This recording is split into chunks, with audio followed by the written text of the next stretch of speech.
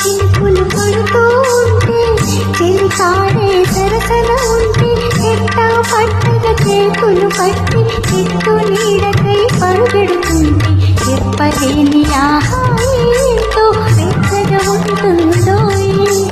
చెప్పలేని ఆహాయంతో వెచ్చగా ఉంటుందో ఉరుములు పెళ్ళ బురుముతూ ఉంటే మెరుపులు తల్ల మెరుపుతుంటే మెరుపు వెలుగులో చెయ్యి కన్నులలో ఇద్దల చూపులు కనపడుతుంటే చెప్పలేని ఎంతో వెచ్చగా ఉంటుందో